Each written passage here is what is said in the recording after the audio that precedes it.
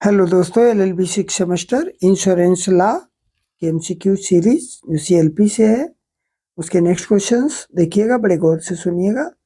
बीमा अभिकर्ताओं के प्रमुख अधिकार हैं, यानी अभिकर्ताओं के अधिकार क्या क्या हैं। बीमा अभिकर्ता को लाइसेंस प्राप्त होने पर बीमा व्यवसाय करने का अधिकार। अभिकर्ताओं को अपनी सेवाओं के बदले कमीशन या पारिश्रमिक प्राप्त करने का अधिकार। बीमा अभिकर्ता उसके द्वारा किए गए बीमा व्यवसाय का पूर्ण विवरण निगम कार्यालय से मांग सकता है। उपयुक्त सभी, तो ये सभी के सभी बीमा अभिकर्ता के अधिकार हैं। Next question number 58। बीमा अभिकर्ताओं की अर्हताओं में निम्न शामिल नहीं है। वयस्क हो, स्वस्थ चित्त हो, जिसे लाइसेंस प्राप्त न हुआ हो या किसी अपराध के लिए दंडित न हुआ हो। तो नंबर सी ही इसका सही है, क्योंकि लाइसेंस प्राप्त नहीं होगा तो बीमा कैसे करेगा। Next question number 59। एजेंट की सेवा समाप्त किन दशाओं में हो सकेगी। किसी न्यायालय द्वारा एजेंट को विकृत चित्त पाए जाने पर, गबन या कपट का दोषी होने के कारण दंडित किए जाने पर, अपने कृत्यों का निर्वहन करने में असफल होने पर। तो उपरोक्त सभी दशाओं में बीमा अभिकर्ता की एजेंसी समाप्त हो जाएगी। Next question number 60। जीवन बीमा एजेंट की एजेंसी समाप्त हो सकती है क्या, किन किन दशाओं में, देखिएगा। बीमा एजेंट का लाइसेंस रद्द किए जाने पर, बीमा एजेंट यदि बीमा एजेंट ने निगम या पॉलिसी होल्डर के हित के विरुद्ध आचरण किया हो। ये भी सही है, ये भी सही है। नंबर सी, एजेंसी के आवेदन पत्र या किसी प्रस्ताव से संबंधित अपनी रिपोर्ट में एजेंट ने असत्य कथन किया हो, तो ये भी सही है। और नंबर डी, उपरोक्त सभी के सभी सही है। Next question number 60। बीमा अधिनियम 1938 की किस धारा में बीमा नियंत्रक को परिभाषित किया गया है।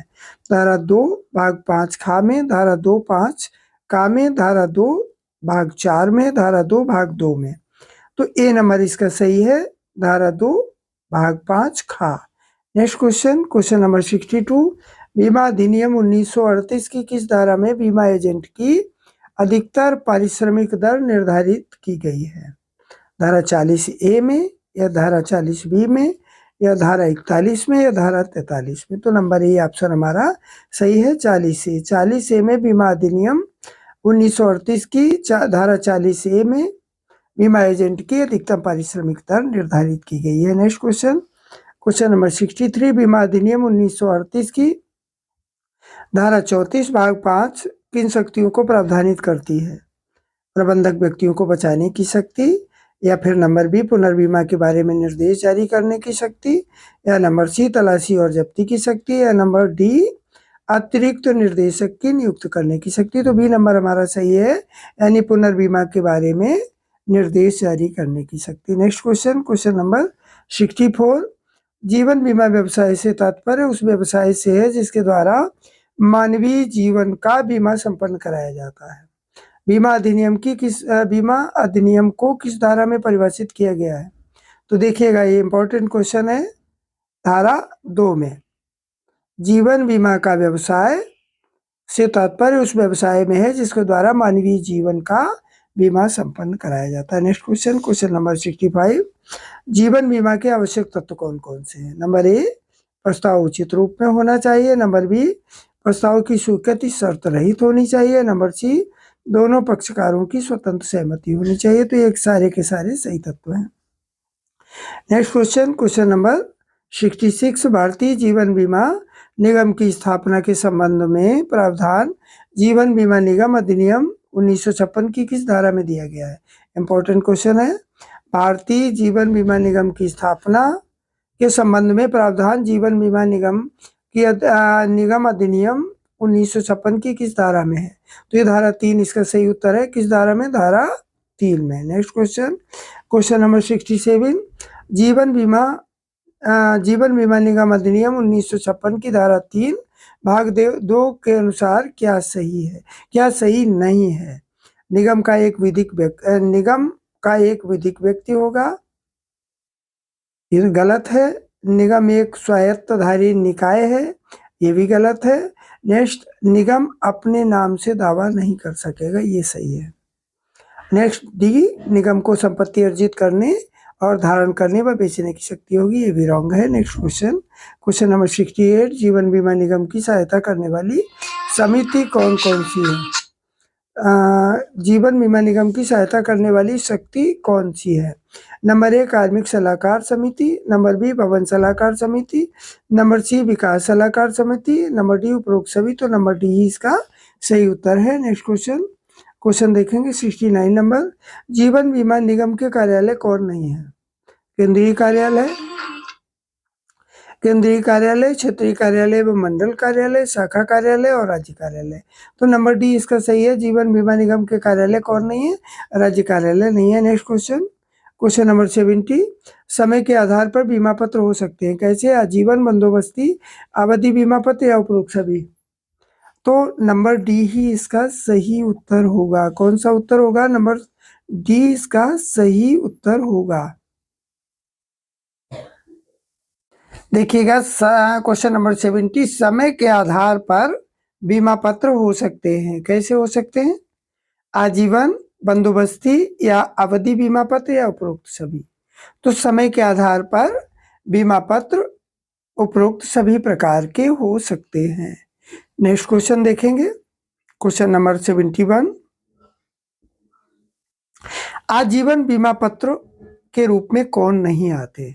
एकांकी प्रीमियम आजीवन बीमा पत्र, साधारण आजीवन बीमा पत्र, बंदोबस्ती बीमा पत्र या परिवर्तनीय आजीवन बीमा पत्र। नंबर सी इसका सही उत्तर है, बंदोबस्ती बीमा पत्र। नेक्स्ट क्वेश्चन, क्वेश्चन नंबर 72, बंदोबस्ती बीमा पत्र के रूप हैं साधारण बंदोबस्ती बीमा पत्र, दुगुना बंदोबस्ती बीमा पत्र, विलंबित बंदोबस्ती बीमा पत्र या उपरोक्त सभी। तो बंदोबस्ती बीमा पत्र के उपरोक्त सभी स्वरूप हैं। नेक्स्ट क्वेश्चन, क्वेश्चन नंबर 73, भारतीय बीमा अधिनियम 1938, इस सन को याद रखिएगा। भारतीय बीमा अधिनियम 1938 की किस धारा में अग्नि बीमा को परिभाषित किया गया है? धारा 2A में या धारा 2 भाग 6A में या धारा 2 भाग 5A में या धारा 2 भाग 6 में? तो इसको याद करिएगा, धारा 2 6A, धारा 2 6A में। नेक्स्ट क्वेश्चन, क्वेश्चन नंबर 74, अग्नि बीमा के अंतर्गत समृद्ध की जाने वाली जोखिमें कौन सी हैं? अग्नि, घरेलू प्रयोग में लाए जाने वाले बॉयलर के विस्फोट से हानि, विद्युत के कारण लगी आग या उपरोक्त सभी। तो अग्नि बीमा के अंदर समृद्ध की जाने वाली जोखिमें ये सारी हैं। नेक्स्ट क्वेश्चन, क्वेश्चन देखिएगा 75, अग्नि बीमा के अंतर्गत समृद्ध न की जाने वाली जोखिमें कौन सी हैं? स्वयं प्रज्वलन, भूकंप, तूफान, बाढ़, आप्लवन, दंगा, उपद्रव, ये उपरोक्त सभी। ये जोखिमें जहां आग अपने आप फैलती है वो इसके अंतर्गत नहीं आती। नेक्स्ट क्वेश्चन, क्वेश्चन नंबर 76, अग्नि बीमा कब निरस्त की जा सकती है? नंबर ए परम सद्विश्वास के नियम का पालन न करने पर, नंबर बी जानबूझकर बीमित संपत्ति को हानि पहुंचाने पर, बीमादारों द्वारा प्रीमियम अदा न करने पर। उपरोक्त सभी परिस्थितियों में बीमा निरस्त हो जाएगा। नेक्स्ट क्वेश्चन, क्वेश्चन नंबर 77, समुद्री बीमा अधिनियम 1963, इसको भी याद करिएगा। 1963 समुद्री बीमा अधिनियम की किस धारा में समुद्री बीमा को परिभाषित किया गया है? तो इसका ऑप्शन याद रखिएगा, 63 से 3 को याद कर लीजिएगा। 1963 बराबर 3, धारा 3 में 1963 समुद्री बीमा अधिनियम और इसकी धारा 3 में समुद्री बीमा को परिभाषित किया गया। नेक्स्ट क्वेश्चन, क्वेश्चन नंबर 78, किसी बीमा कंपनी द्वारा अपनी जोखिम के एक भाग को किसी दूसरे को हस्तांतरित करना पुनर्बीमा है, ये किसके शब्द हैं? डिन्सडेल के, रिगर बनाम मिलर के या the federation of insurance institute Mumbai के या उपरोक्त में से कोई नहीं। तो किसी बीमा कंपनी द्वारा अपनी जोखिम के एक भाग को किसी दूसरे को हस्तांतरित करना पुनर्बीमा है, यह रिगल बनाम मिलर के शब्द है। नेक्स्ट क्वेश्चन, क्वेश्चन नंबर ये इस वीडियो में इतने ही क्वेश्चन थे। आपको तुरंत ही एक long answer type question upload होगा, ये प्रश्न बहुत ही महत्वपूर्ण है और इसमें कम से कम आपके लिए 10 अंक छुपे हुए हैं। विशेष प्रश्न अपलोड होगा इसके तुरंत बाद। चैनल को सब्सक्राइब कर लीजिएगा।